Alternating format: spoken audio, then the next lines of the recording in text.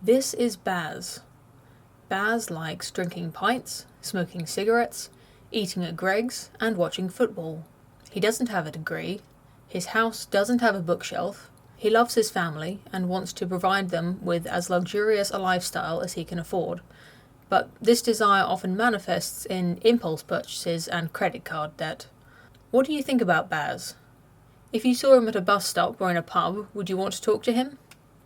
Perhaps you think this caricature is unrealistic and unflattering, and I would be nasty to suggest that such a person really exists. But Baz does exist.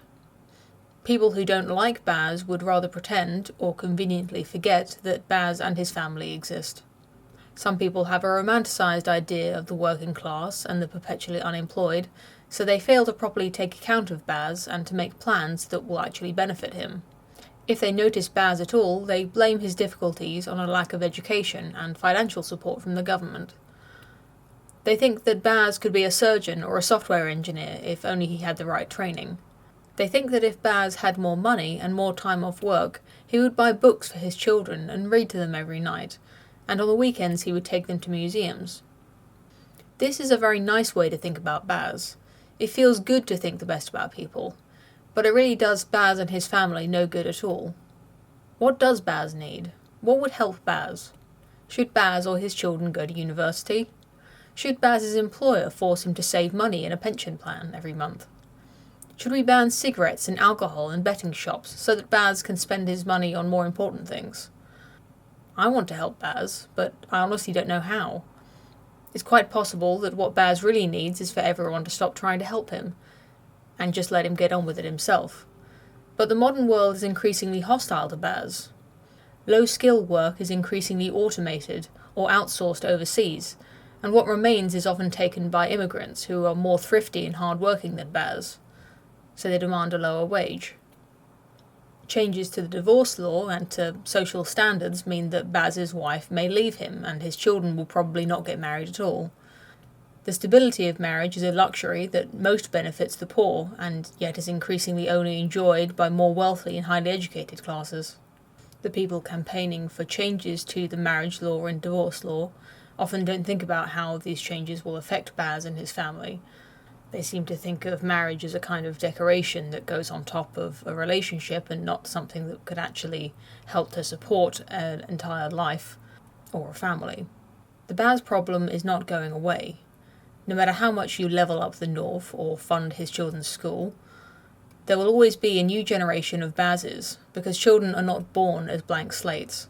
The traits that determine what kind of person you will grow up to be are highly dependent on your genetics, and so fixed at the time of your conception.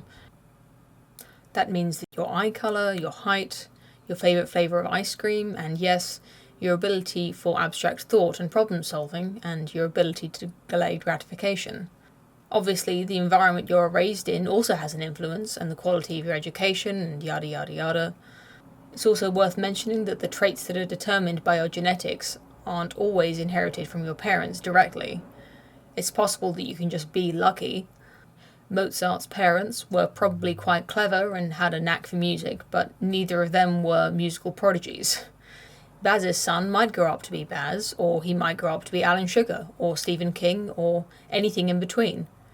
I've met Baz a few times, and I've talked to him and even been in his house. Honestly, I don't like him much personally, but that doesn't mean that I wish ill on him or that I don't care about his well-being. We don't have much in common, and there's nothing we can really talk about, but it would be cruel to demand that he become more like me or to expect him to be like me. And it's negligent of politicians to make plans for the country that don't take him into account. In The Road to Wigan Pier, George Orwell documents the miners, the working class, and the unemployed of his day.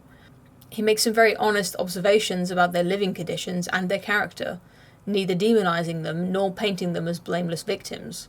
Towards the end of the book, he describes the disdain that his fellow socialists have for the working class for whom they advocate. It seems that socialists in Orwell's day, and also in the modern day, only care about the working class in the abstract, thinking of them as something out of a Soviet propaganda painting.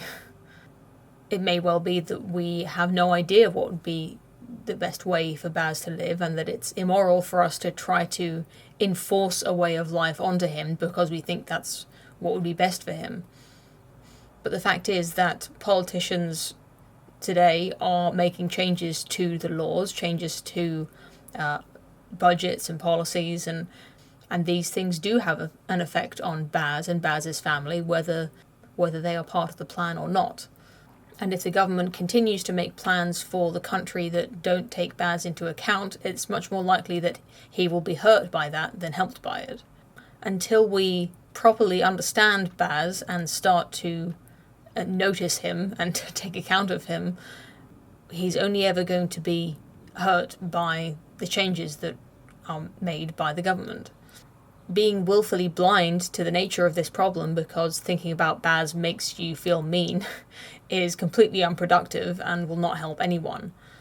In fact, history has shown that compassion without comprehension only makes things much worse. But for more on that, I suggest you read Thomas Sowell, as I can't really go any deeper on that issue for now. And that's all that I have for you today. Thank you very much for watching. Please leave your comments. As always, I always read all of them, even if I can't respond to all of them. Please watch Women's Hour Fridays at 9 p.m. on this channel. You can subscribe and click the bell icon if you want to be notified at the start of each stream so that you never miss it. And have a good day. I'll see you again soon.